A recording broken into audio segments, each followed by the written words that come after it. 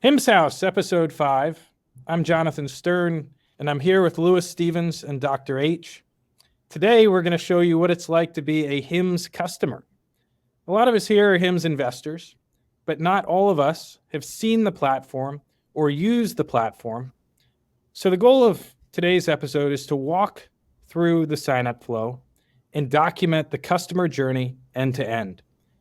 The only thing I'll say is if you typically listen to our show on Spotify or Apple Podcasts, it may be better to watch this one on YouTube. At least for the first part of the episode, I think it will be valuable to watch the sign-up flow and see it in action. Other than that, let's jump in. Dr. H, take it away. All right. So here I am, a new customer. I just saw a fancy ad during the football game or golf channel, and I go to hims.com. I'm greeted by a nice, clean website, really welcoming, and categories of medical conditions and treatments right at the very top. Let's go through the weight management intake and see what that looks like, because that seems to be what a lot of people are interested in. So I'm going to click on lose weight. Exploring this weight loss sign-up flow is really important because there was a pretty marquee short report published that gained a lot of traction on social media, and it was published by a firm called Hunterbrook. And one of the things that they cited was the ease with which people got these medications. From my experience, and as I think the evidence will show today, it's a very involved process. In fact, I would argue that it is more comprehensive in terms of collecting data and ultimately analyzing data. And this will rebut the short report that was published by Hunterbrook, or one component of that short report. So sorry to interrupt, Dr. H. Yeah, my thoughts on that, actually, it can be a very simple process if you're a relatively healthy person with not much of a significant medical history aside from obesity or being overweight. I mean, if you answer no to everything and you meet the criteria, yes, it can be a very simple process. And that can actually be seen as a positive, because the system was able to determine that you're a lower risk person who doesn't have any red flags. It makes the process nice and simple. And I'm hoping to see that if we answer some questions that should raise some extra questions, I'm hoping that the system will detect that and follow up the proper questions. So we'll see. So let's dive in. On the first screen, explore weight loss plans, and let's take a look and see what Hims has to offer us. What's your weight loss goal? We'll just pick middle of the road, 16 to 50 pounds. Ready to get started? Yes, I am. Which state do you live in? I live in Michigan. I guess I'll do the narrating as we go through here. What's your date of birth? Now let's explore which factors may be impacting your ability to lose weight. How many different weight loss programs have you tried in the past? Do you have any family members who struggle with their weight? Okay. On average, do you get over 7 hours of sleep? Intrigued by these asides where they give you info about the question. Hover over the source there, Dr. H. Yeah, I think it's an interesting element that they provide guidance. It really is mimicking what you would experience with a healthcare professional, but I would say it's much more precise. And as it progresses, I think it's going to be based on data as opposed to just intuition. Yeah, so when we just answered the question about how much sleep we're getting, and they linked a nice little study here that shows the relationship between getting adequate, good quality sleep and maintaining a healthy weight. So that's kind of nice that they did this. That is quite thorough to link to an academic article. Nice. Where do you hold most of your weight?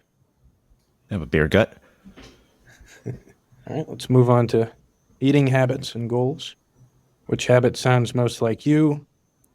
Tend to snack when you're stressed and reward yourself with a snack. Any additional areas you'd like your program to focus on? Dr. H is selecting realistic nutrition plan. Anything else? Okay. Besides losing weight, what results are you hoping for? I want to feel good in my clothes, have more energy and confidence. Awesome.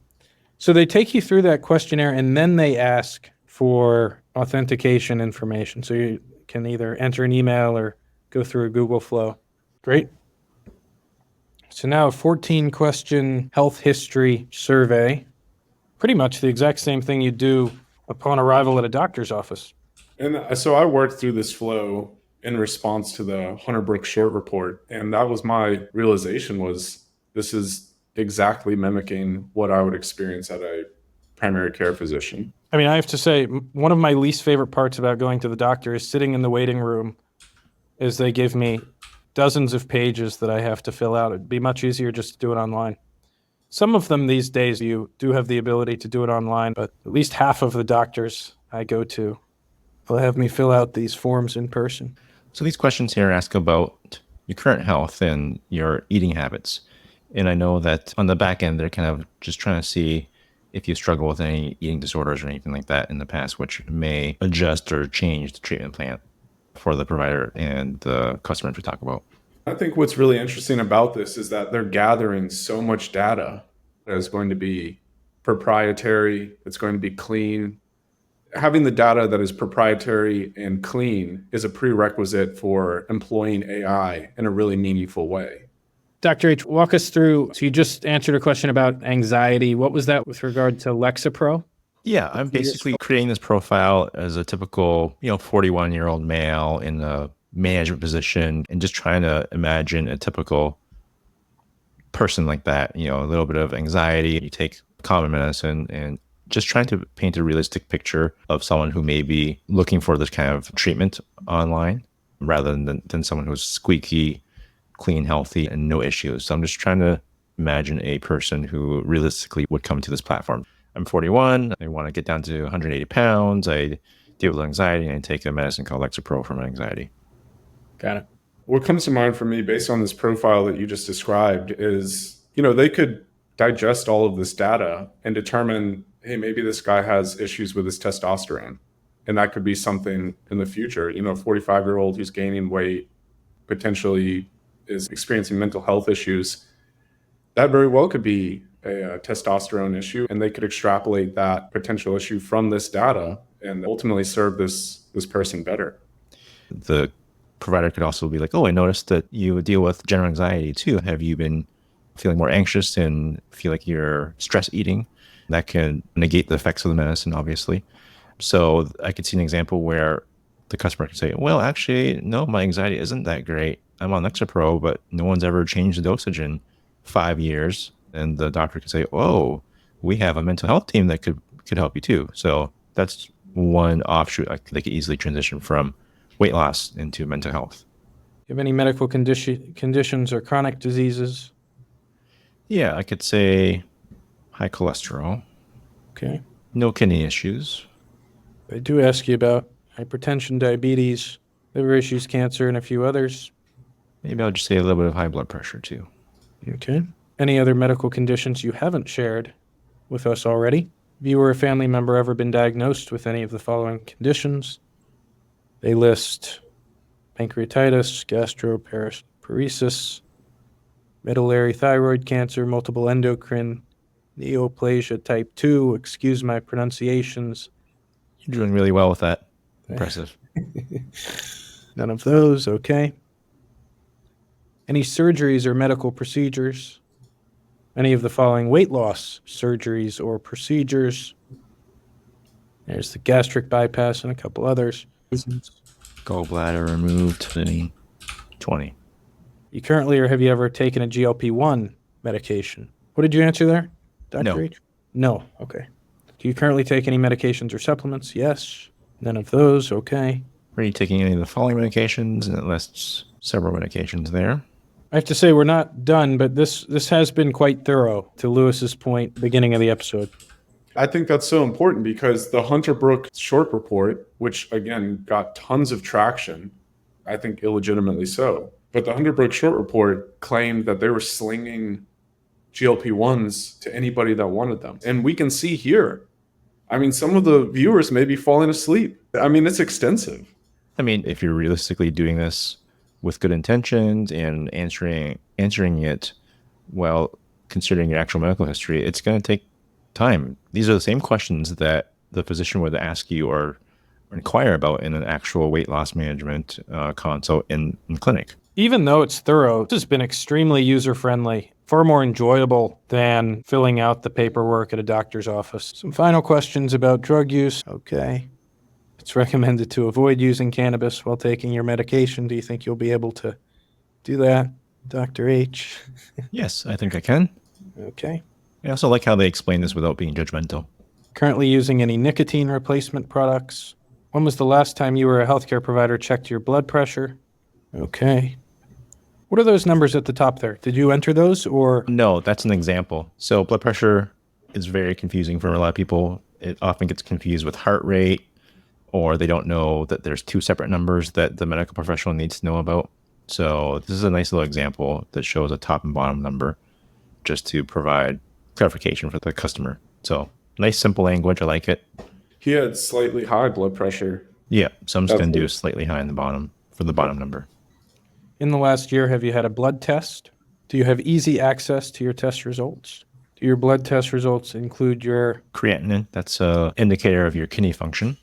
This was another point of contention. Dr. H, do you need blood tests to be prescribed weight loss drugs, GLP-1s, or any kind of weight loss drugs? Some providers will recommend it. They'll track things like how are your fasting sugars responding to this? Is it an absolute requirement? Probably not. But generally, the physician should say, hey, you should still see your regular doctor on a routine basis for your physicals, and obviously let them know you're on this medicine. And then during your physicals, they would do the usual blood tests, checking blood sugars, kidney function, possibly liver function, things like that. I guess my next question would be, is there a conceivable future where mostly healthy 20, 30, 40 something year olds look at HIMSS effectively as their primary care physician, where they're doing the blood tests at Quest or LabCorp and then providing that data to HIMSS and then running the majority of their health monitoring through the HIMSS platform? Is that something that HIMSS could evolve into in your view? I think it's possible. There's still a lot of logistics things to work out, like partnering with the lab would be one thing, making it easy to use, making the data flow and integrate easily from the lab system to the HIM system. You could probably get a big chunk of primary care done through something virtually, but sometimes you may still need something where someone gets an actual set of hands on you and listens to you. I'm presuming that the HIMSS clinicians will be trained enough to know what these subject areas may be and still do the right thing and say, hey, you know what, for this specific concern you have, it would be best for you to see a doctor in person. We can still easily get you set up for a blood test to check your fasting sugars and things like that. So I think it's possible. I think there's quite a bit of work that needs to be done to make it all work well and seamlessly. Yeah, it makes me wonder whether they'll one day branch literally and figuratively into physical branches. I think could that be something a part of the vertical integration over time, especially as they have more resources to take risks? Yeah, I'd be curious to see if they do try to do that, because then you just introduce a whole new world of expenses and logistical things. And, HIMSS is dealing with a completely virtual product where there's a lot less overhead than if you were to run a clinic and have to staff it with actual nurses, people doing maybe some intake in person. So I'd be curious to see what they do. do you tend to get side effects from new medication?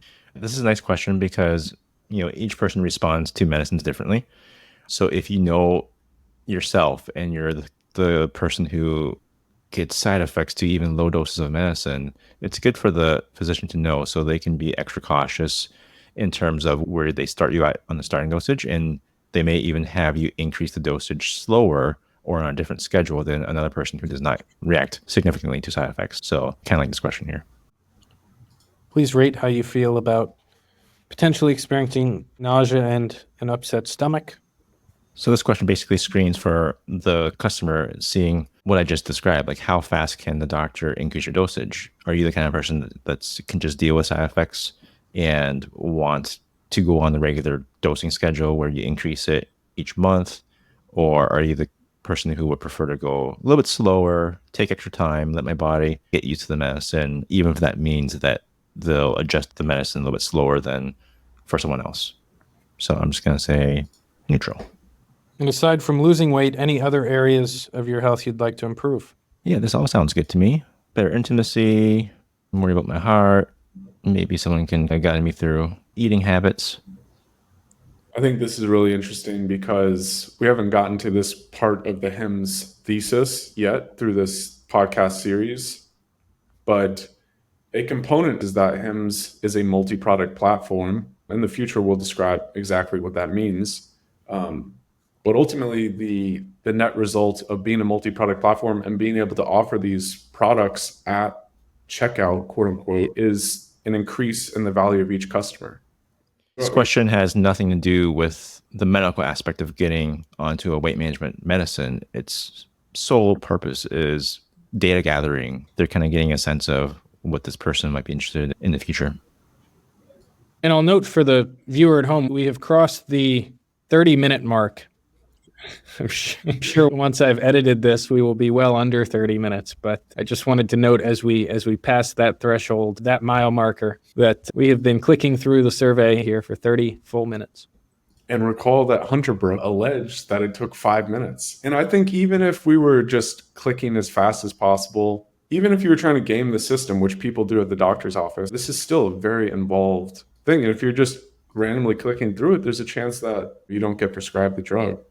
At minimum, the idea that this intake survey is shallow is completely baseless. As Lewis said earlier, you might be falling asleep at home. It's like an SAT. What's that, Lewis? The sensation I got was we were like in grad school, like taking a quiz together.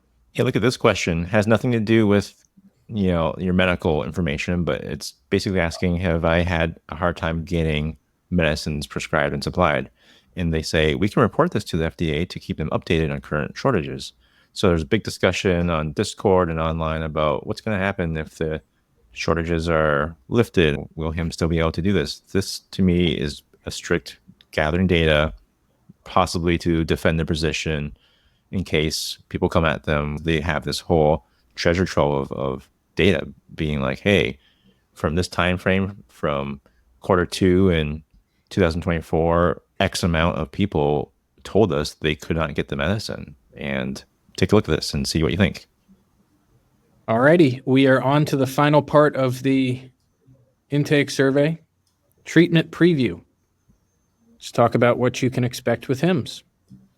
Okay, treatment plans that evolve with you next. Ongoing support from medical experts. Can you explain what this is, Dr. H?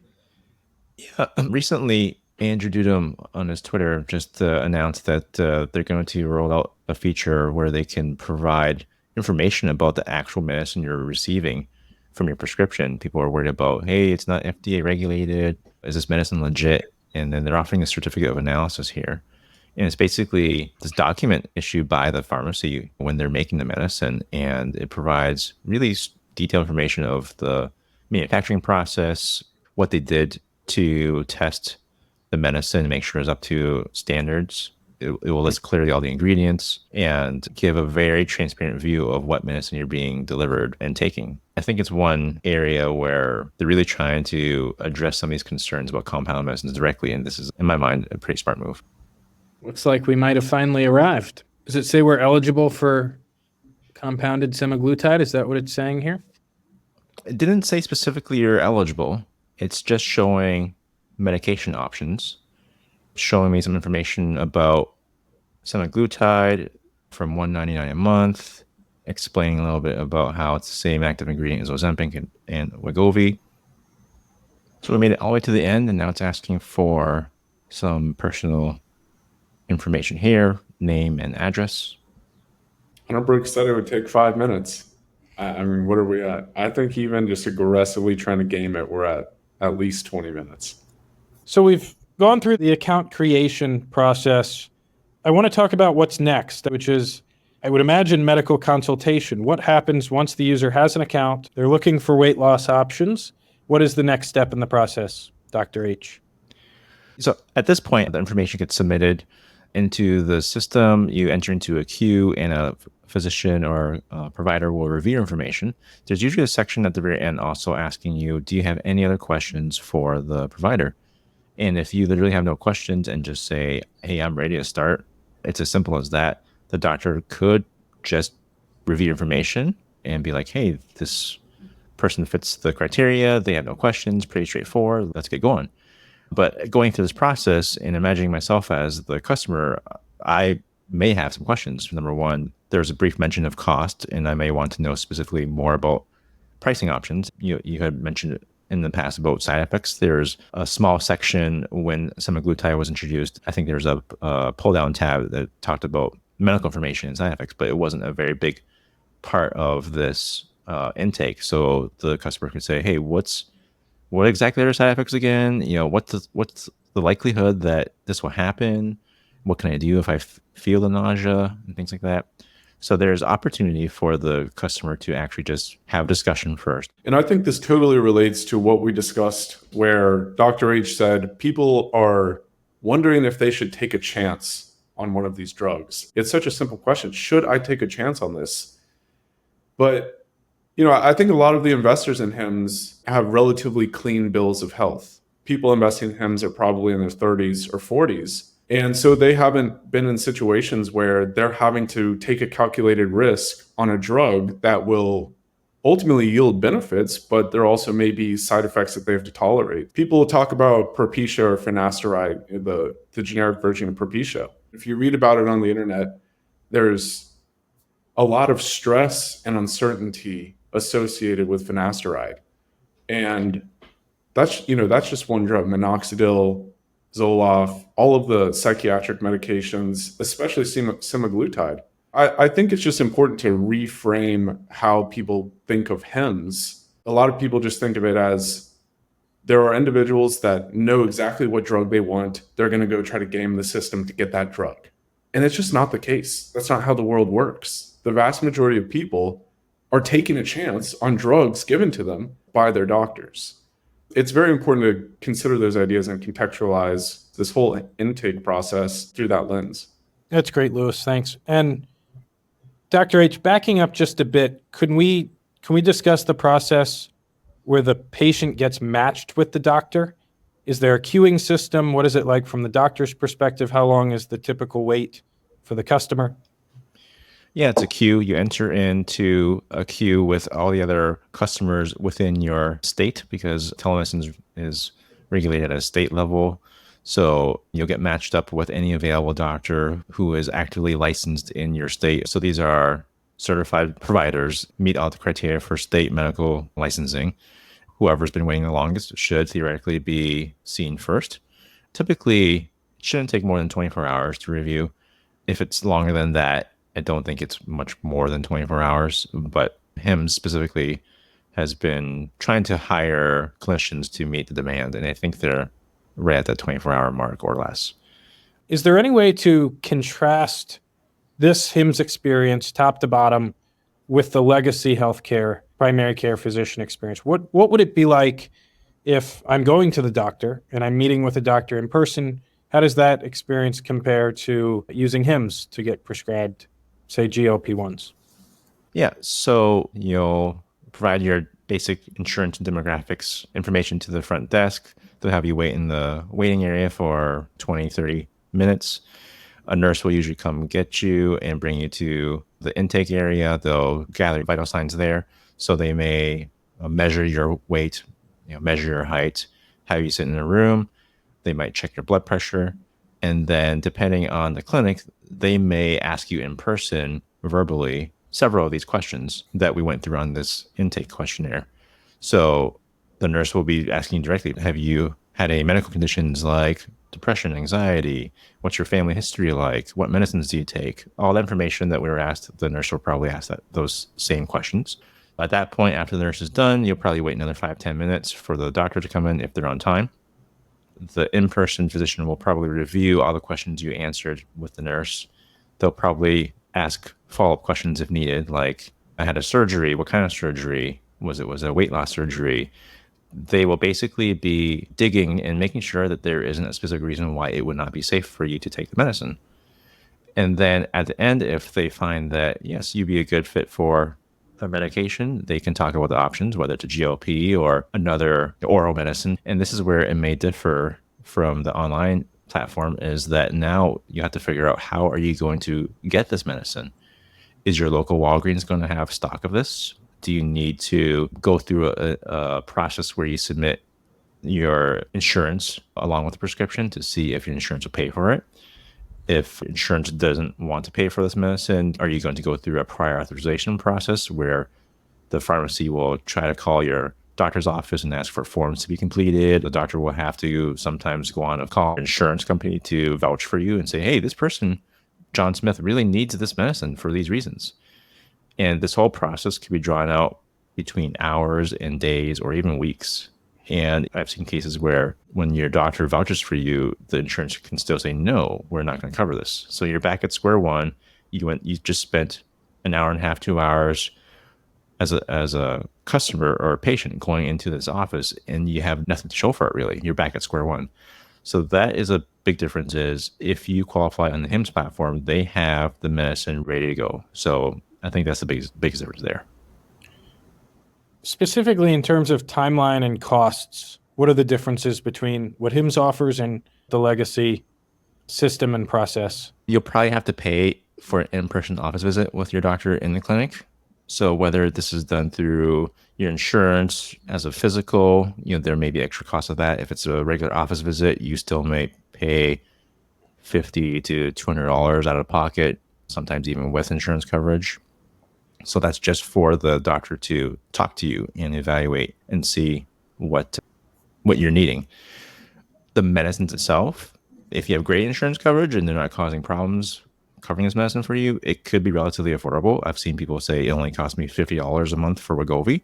That's a great deal. If you can get that, if you have great insurance and they'll cover it, that's a great price.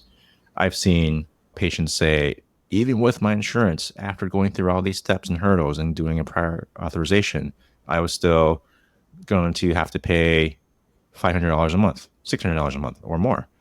It's not a very transparent process. You don't know going into these office visits in person whether your insurance is going to cover it or not.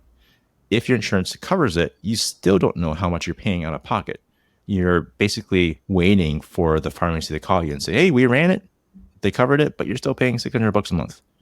So there's just a lack of transparency going this route. You just don't know. Even if you do everything by the books and get everything approved, you still may not know what your price is.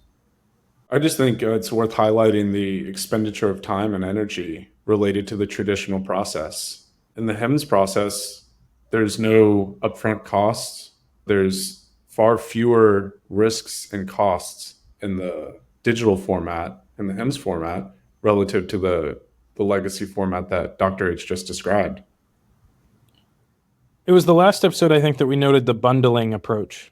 Can you reiterate what HIMSS pricing structure is with regard to bundling? The price of seeing the doctor and the price of the drugs are all included. Is that correct? Oh, yes.